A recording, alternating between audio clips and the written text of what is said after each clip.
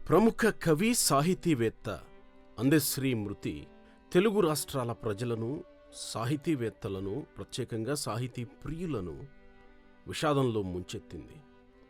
లాలగూడలో తాను నివాసం ఉండే వినోబా నగర్లో ఈరోజు ఉదయం కేవలం ఇంట్లో నడుస్తూ ఉన్న సమయంలో ఒక్కసారిగా కింద పడిపోయారాయన. అందశ్రీని కుటుంబ సభ్యులు వెంటనే గాంధీ హాస్పిటల్కి తరలించారు.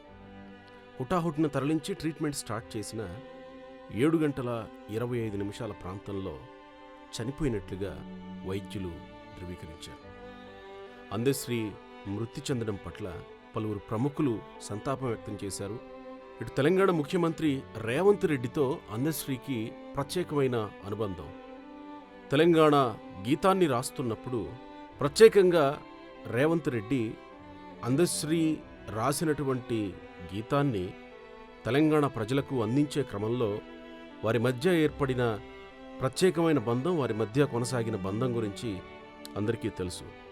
ఈ మధ్యకాలంలోనే జయ జయ హే తెలంగాణ గీతాన్ని ఆవిష్కరిస్తూ సెక్రటేరియట్ వద్ద ఏర్పాటు చేసిన సభలో ఆ గీతాన్ని ఆలపిస్తుంటే కన్నీరు పెట్టుకున్న అందశ్రీ ఈ మధ్యకాలంలోనే అనేక కార్యక్రమాల్లో పాల్గొంటూ వచ్చి సడన్గా ఈరోజు అందశ్రీ ఇక లేరు, కేవలం 64 సంవత్సరాల వయసులోనే ఆయన తనువు చాలించారు, ఈ లోకాన్ని వదిలి వెళ్ళారు అంటే సాహితీ లోకం జీర్ణించుకోలేకపోతుంది.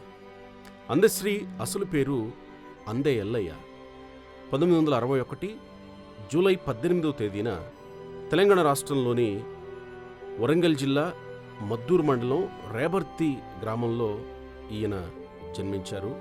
పెద్దగా చదువుకోలేదు అందశ్రీ. కేవలం 4, 3 చదువుకున్నానని ఎక్కడో కొన్ని ఇంటర్వ్యూల్లో చెప్తూ ఉంటారు. కానీ ఈయన ఆసువు కవిగా అందరికీ పరిచయం.